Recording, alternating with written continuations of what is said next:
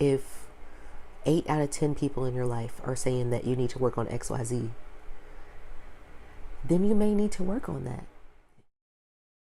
What is up, guys? Welcome to the Growth Mindset Diaries podcast. This is Danya, your host, and I am on episode 4 today. I'm proud of myself that I'm keeping this up, and I promise we're going to get to that 100 episodes. Period. And today, I am going to be diving into all the problem areas that I have in my life right now, really dissecting them and getting a resolution to them and trying to fix the problem, because this podcast is all about me working on self-improvement, self-awareness, and overall becoming a better person, because I feel like that's my purpose, is to become a better person, so later on that I can properly function in society. Right now I feel like I cannot properly function in society because I just have so many issues going on. So this podcast is really helping me introspectively look at myself and figure out what the heck is wrong with me. And another major reason why I am doing this is because I was about to revert to my old way of dealing with all the issues that I have, which is just to be like in a hermit crab shell, and totally isolate myself, not talk to anyone, not do anything. But I finally had like a clicking moment, which I talked about in the last episode, like when is everything going to click, right? I had that about this morning. Like I was going to not do the podcast. I was going to not do anything. There was something in me that said it's time to get up and not fall back into the old ways. And this falls in line with a pastor that I watch. Her name is Sarah Jakes Roberts. She has this amazing sermon.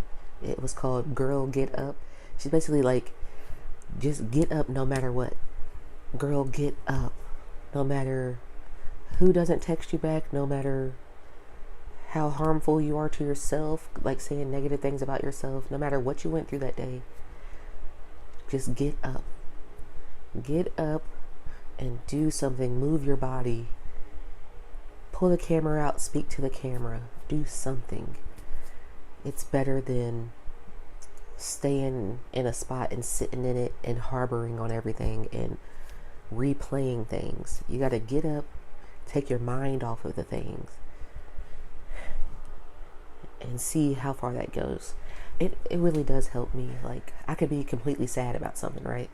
And the moment when I get up, take a walk, or the moment when I just get up and just shift my focus, I believe that's what it really is. Shifting your focus is what takes those thoughts away. It's so crazy.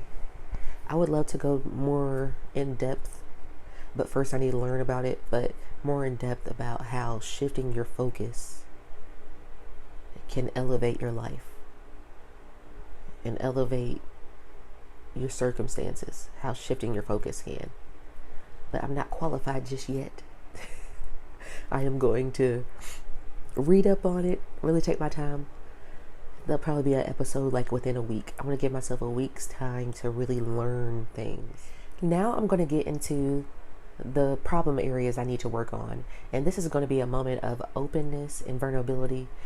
So I'm going to try not to be nervous when I do this or anything. I'm just going to put my flaws out there, because this podcast is about being real and authentic and just diving deep into Danya, which is me. And I'm not perfect. And again, this podcast is not about me showing any form of perfection, any form of anything. Y'all know I am a mess. I'm going to repeat this. I am a mess. Okay. But to reframe that, I am a work in progress as well. There's opportunity for my growth. The reason I have opportunity for growth is because I am opening the door for the growth. I am looking inside of myself, seeing what is wrong.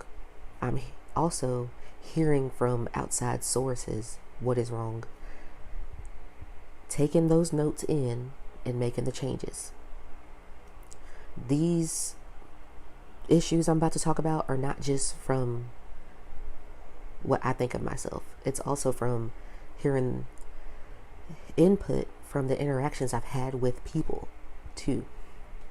And in the past, I would be like, oh, that's just their opinion. Doesn't matter for how I think about myself. But there are some things that I hear from multiple people over and over again about the personality traits that I have and the way that I act and things that I need to work on. So I believe that in those instances, when it's something that I'm hearing frequently from other people, that I need to listen to that and add it to my list of things that I need to work on. It's very simple for me now because I'm more mature and I'm looking at things in totality. But in the past, I would hear the same thing from people over and over again. I'm like, that's just their perception of me. It's not reality. But with these mature ways that I'm having now, it's like if 8 out of 10 people in your life are saying that you need to work on XYZ, then you may need to work on that. And usually it's from loved ones or friends, right? And if it's people that care about you, like I said, they care about you. They're not just gonna put things on you or say things about you just cause. No, they're putting those little nuggets out there, those little trinkets, so you can hear it and make a change because they care. And I know I said care a lot. Sorry, but I believe that's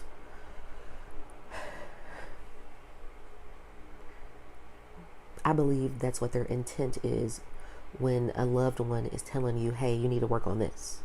They're not coming from a malicious place. And I would used to think it's all malicious. Because there's something, like I said, there's something in my brain that computes whenever somebody criticizes me about something. Well, in the past, not now, okay? But whenever somebody would criticize me about something, I would take it as they're trying to throw a dagger at me and trying to make me feel less than and take my confidence away and take my personality away. Now that I'm thinking about it, I believe they were trying to help me build a new personality, a new way of thinking, a more approachable, a more likable way to be a person. Like, and I really do hate that about myself. Like, I always think that the world is out to get me. I always think that nobody truly likes me. Nobody ever will truly like me. Is there ever going to be a moment when I find real people to be in my life? I don't know. And honestly, when the time is right, there will be real people that I meet, you know? And I believe the right time is going to be after I fully do these episodes and fully learn myself. I know life is a ever-growing thing or a long-lasting self-growth journey. But I'm doing like 10 times the work really trying to learn myself. I'm getting closer to it, so. All right, now I am ready to finally get into today's topic, which is the things that I need to work on. And the first thing I need to work on is developing stronger discipline. And I am going to explain what each thing is and then relate it to myself. So discipline is what keeps people moving forward when motivation fades. It's about showing up for yourself every single day, even when you don't feel like it. Whether it's sticking to a schedule, following through on commitments, or staying focused. Discipline is the foundation of success. So that is my major red flag, okay?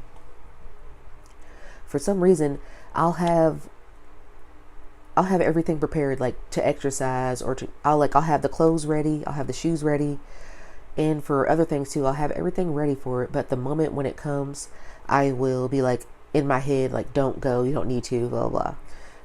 You're not that big. Well, I'll say things like that, like, girl, yes, you are. You are that big. You need to lose weight.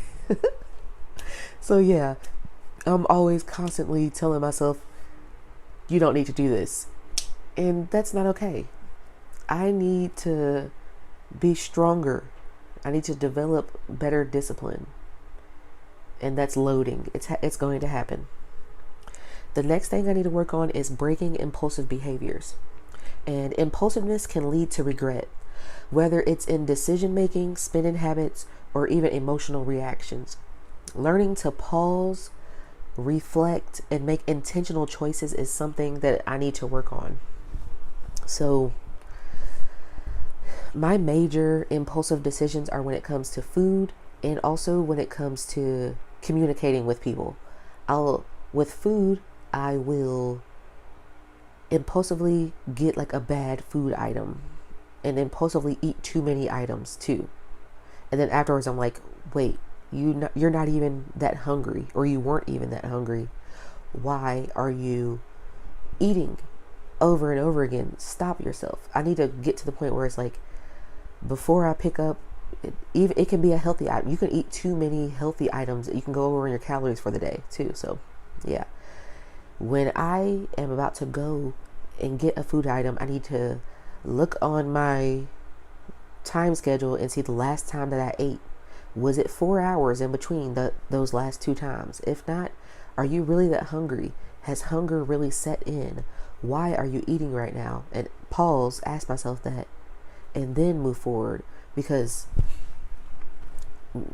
10 times out of 10, I'm not even that hungry when these impulsive food thoughts happen. I'm not even hungry. It's just maybe because the accessibility, the food is there, and my mind doesn't compute. It's there, but it doesn't need to be touched. It doesn't need to be eaten, you know? And with the impulsive communication styles that I have, like I said, my brain doesn't compute. Like, somebody says something to you and then pause for a second, think about your answer, and then say it. For some reason, when somebody talks to me, I don't listen to understand and hear. For some reason, I listen to respond. So I need to work on that. I want to become a better active listener. Right now, I don't feel like I actively listen to people when they talk to me.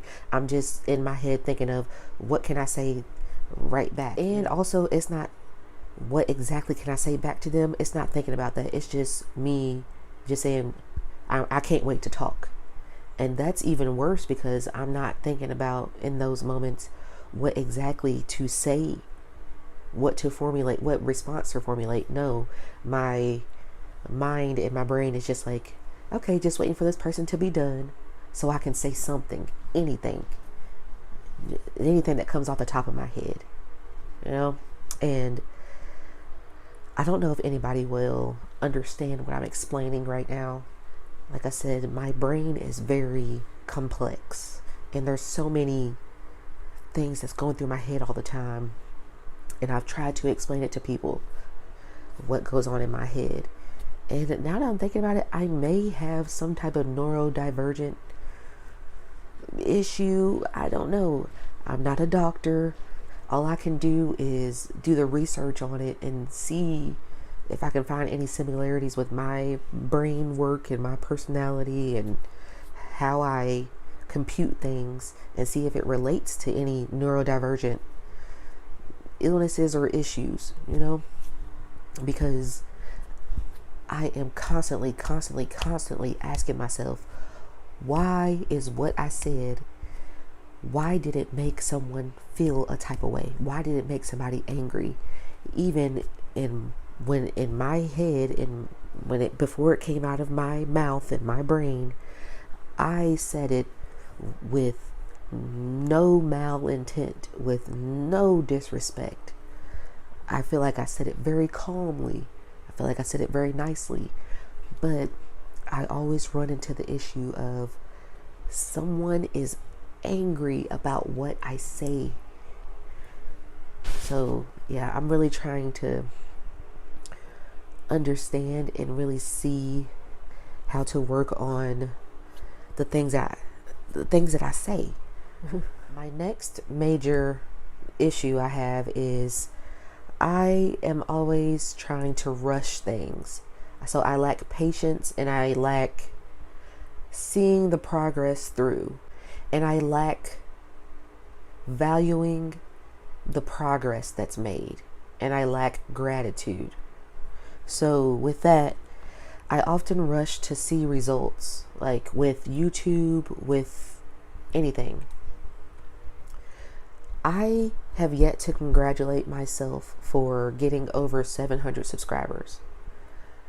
I need to congratulate myself on that, because it was something that I did. YouTube is like my baby at this point. I watched it grow from the beginning to now, and for some reason I'm not allowing myself to be proud of where it has gotten, and to be proud of the people that I have impacted and that have impacted me. Like, because when I go live and then I see the comments, it's sometimes around like the same people that make the comments. So I'm like, I'm building connections with those people, and it's a great feeling in the inside, knowing that just me getting this camera out and just talking to the phone, I'm able to, I love this word, but cultivate relationships with people, with the subscribers, And another thing, like when I go live, that is the chance for me to really, really get to show myself. And whenever people come into the live streams, I tell them, like, this is a positive energy, a positive live stream. We're going to have a good, respectful time. And I think that makes people want to come back to the live streams. And another thing is, like with this podcast, I'm not expecting to automatically have a huge audience. No. I'm expecting to see my growth over time with each episode. As I look back at, I'm going to always look back at episode 1, episode 2, episode 3, and even episode 4. I'm going to always look back at these ones and see where I started and be grateful for where I am as I make the progress, because it's only inevitable that I'm going to get better in front of the camera. It's only inevitable. And I am manifesting that I actually will grow a podcasting community too, for the Growth Mindset Diaries podcast. I believe it. And I'm going to look into this camera and say, this podcast is going to go far, because I am inviting that energy. Like I said, everything is about me shifting my energy, shifting my mindset into being grateful that I even have vocal cords to speak. I am grateful that I even have a camera to record this podcast on. Grateful I have a microphone. I'm grateful for everything. I'm grateful I have thoughts that I need to get out. I just have to always remind myself that it's the little things. That is like my top thing right now. It's the little things that matter. All right, the last problem area I am going to talk about is my conflict resolution style. I need to improve that. Like here, the first thing it says, avoiding conflict isn't the answer. So that's what I was starting to do, like just completely avoid it at all cost. If someone starts to yell at me, I'm just walking away. Or if any issue starts to brew, I'm not even going to talk it out at all. Just completely avoid. But they're saying like that is not the best way to handle conflict. I thought it was. But maybe if you're just constantly just pushing all conflict to the side, maybe one day it's going to blow up and Yeah. And at that moment, you need to know how to handle the situations. It says, I need to learn how to navigate disagreements with patience, understanding, and logic instead of reacting emotionally or shutting down. I definitely do those two things. I react emotionally by probably like getting angry or actually like getting sad and crying. And then with the shutting down, I'll just be like, nope, I'm not doing this. Deuces. But it says here, effective conflict resolution involves actively listening, which I talked about in my first problem. I need to work on actively listening, understanding the other person's perspective. Okay. And finding a solution that benefits both sides. Okay. So that's my major thing that I'm working on, trying to understand the other person's perspective. And something kind of put it into a magnifying glass for me. It said, their perspective versus your perspective, they're both equal. Because at the end of the day, everybody perceives things differently. I have to understand that that's just how they feel about the situation. And it's not about me trying to convince them to change their mind about it. And that's the issue too. They're trying to convince me to change my mind on things. I'm trying to convince them to change their mind and try to understand what I'm thinking and think the way I think. But no, it's about, what are disagreements about? I'm not sure. I've never really understood the point of arguing or the point of having a disagreement. Maybe that's my issue. I need to try to understand it because, like I said, if we both feel a certain way about a topic, that's it. That should be the end of it. And then we move on and then have a nice day. But that's like in a perfect world, I guess. But in reality, two people having a disagreement about something, then it can turn into something way bigger. It doesn't need to be. I'm going to think of it as like a perfect world. We have disagreements and we may have a difference of opinion, and that's just that. Leave it at that, talk it out, and then move on. But I need to see like how to move on. You know, how do you get from disagreement, difference of opinions to resolution?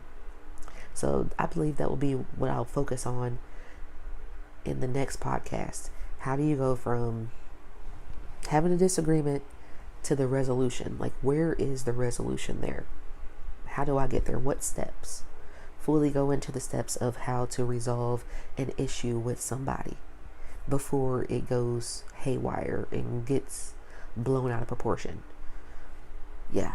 I am going to end the episode here. Thank you guys for tuning in today. In next week's episode, I'm going to talk about exactly how to resolve conflict. I really need to understand that too, because that is my hugest issue. And I'm going to end it off here by saying, self-improvement isn't about being perfect. It's about progress, which I am actively, intentionally making. And every small step I take compounds into something bigger. And if any of these areas resonate with you, let's work on them together. Like in the comments, tell me about any issues that you have and we'll talk it out and we'll see. You know, I would love to get some conversations going in the comments, like just really hear from you guys.